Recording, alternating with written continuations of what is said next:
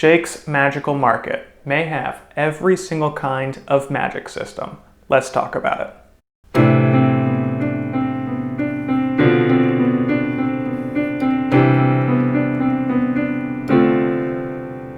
Hey there everybody, welcome back to Fantasy Inc. My name is Wyeth and today we are talking about the series Jake's Magical Market by J.R. Matthews. This is a 3-book series and it's complete. I feel like I haven't been able to review a complete series in forever. Every single one, we're waiting on book 7, book 9, book 14. Not with this one. It's a trilogy and it is all wrapped up and it is so dang good. So this is a couple reasons why y'all should check it out. J.R. Matthews is a new author on the scene. Jake's Magical Market, I believe, was actually one of his first books he had ever tried writing, and he knocked it out of the park on the first book. And just to be honest, that book is by far my favorite in the series. Not to say book 2 and book 3 are any kind of slouches either, but it just is jam-packed. The pacing is fantastic. The main character is relatable as heck,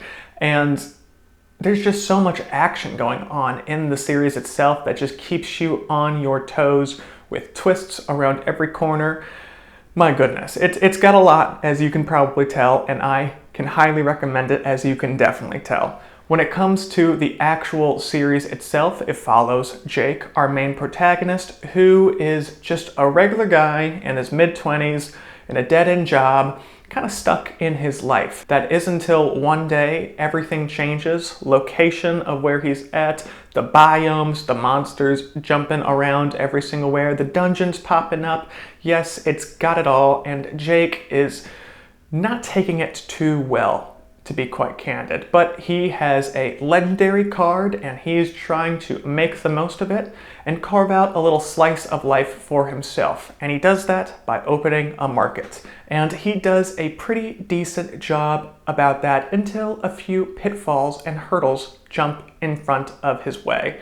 And I'll go ahead and leave it there. This series you think is going to be a regular old slice of life, but no, it is not. He is thrown into the meat grinder in many different situations, and he has to learn how to become more powerful to protect basically his life that he's trying to run here, aka the market. I really did appreciate this series in so many different ways, which leads me to my first pro, and yep, it's basically what I've been talking about since the beginning.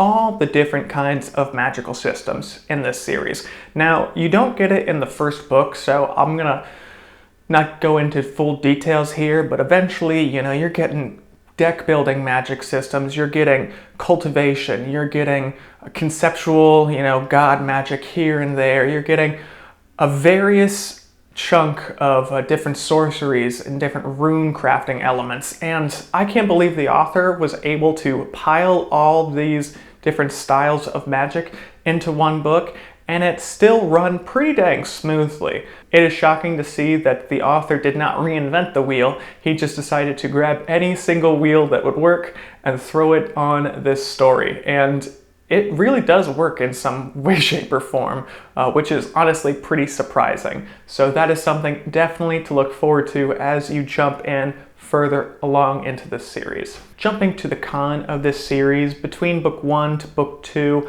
it is a little disjointed, and it's not for the reason you may think. For those of you who may or may not know, Travis Baldree, the end-all be-all of fantasy narrators, decided to pick up book 1, and he did a phenomenal job. That is until he had to step down from reading book 2 and book 3 because his schedule apparently is all booked up until, 2027?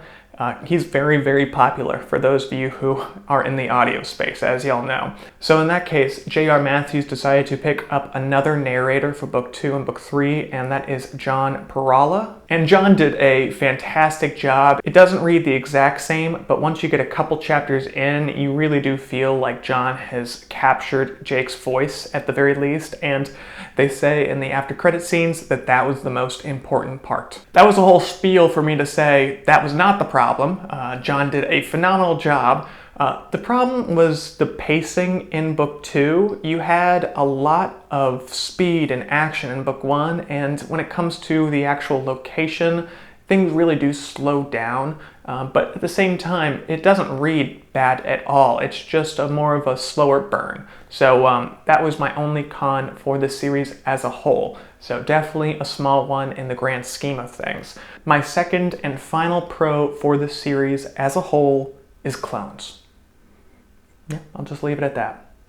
You guys gotta read it if you want to figure out what I'm talking about. But it is definitely a pro. Now, I do appreciate y'all taking the time to check out this series review. I highly recommend Jake's Magical Market. It was a fantastic series and it's completed. So there's no reason not to pick this one up so you're not heartbroken by the time you finish book 2 and you gotta wait a year and a half for the final one to come out.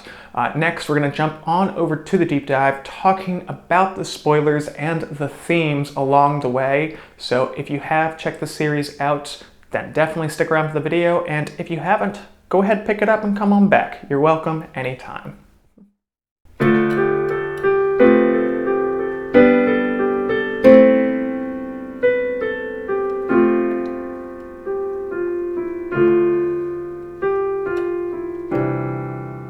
I think one of the biggest themes in this series was the difference between, going the lone wolf style of saving the world or, bringing your friends along with you, because there's pros and cons to the both of it. It was interesting to see Jake torture himself to some degree, realizing that, he doesn't want to be the cause of getting his friends and companions hurt on this adventure that he's found himself going down. But at the same time, he realizes all the way at the end of book 3 that if he wants to complete the journey he's on, then he's going to need the help along the way. He can only do so much himself. And it took a decent chunk of time for him to realize that, but that was definitely the take-home lesson that I think J.R. Matthews was going for. But enough about the themes or the high-level overview of the series. Let's get down to the nitty-gritty. Book 1 was fantastic. For being the first book that J.R. Matthews ever wrote, he knocked it out of the park, like I said earlier. It was truly awesome to see what you think is just going to be a little slice of life, Jake defending his shop from the invaders, to then getting captured by the enemy town after saving the humans who are being indentured there, and then held hostage, thrown through a portal to Ambrosia, the land of the gods, then to survive on the streets until he's able to build himself up, learning rune crafting, going through training school, making a companion, Tani, yes, we all know her and we do love her, I will acknowledge that. Then jumping all the way to a different world, fighting on this world, saving those people, creating interdimensional trade routes, all the way just to be stopped at the finish line and realize that his journey is just getting started. It was awesome. I loved it. The fact that the author can go ahead and say, yeah, a few months passed here and get back to, what's important to the audience is one of my favorite things that authors can do. I hate seeing the day. Not to say there's not a place for it, but, let's change the seasons a little bit here. We're not stuck in just 1 week of time. It's a book. Anyone can write any times they want. I guess I'm on a rant here. You do have my apologies. But that was one of my big favorite things about book 1. Where it was a little disjointed in book 2, like I mentioned earlier, was the fact Jake had been hopping from world to world to world to different conflicts, to, learning the runes, to subverting expectations all along the way. And then he gets to the past of Ambrosia and realizes that he's stuck there. And then he kind of hangs out in Storm's Den for the entirety of the book. It was interesting. And you can tell by my tone of voice that, we lost that pacing that I really did appreciate about book 1. Though at the same time, it gave a lot more opportunity for Jake to develop more as a character. and it gave a lot more opportunity for him to learn the different kinds of magical systems that are out there. And we got to see more of his relations and newer friends that became more of the driving force in book 3 opposed to his older friends from the market. So there was a lot of pros to book 2. I really did appreciate that. But then we get to book 3 and it's just wrapped up so perfectly with a bow on top. I loved the ending.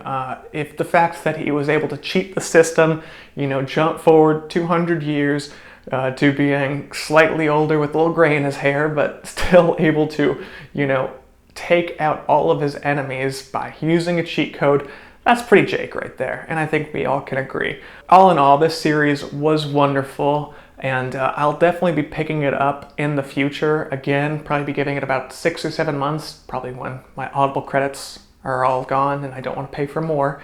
Loved the series. Cannot wait to see more from J.R. Matthews. I'm pretty sure he's writing a co-authored series with another author, so I will be adding that to the TBR list, but as y'all should, and I certainly will, I'll be keeping my eye on J.R. Matthews, because if we get another series like Jake's Magical Market, then I'm already bought in. With all that said, I do appreciate everyone's time today. Thank y'all so much for taking the time to watch this video, and I hope y'all all keep reading.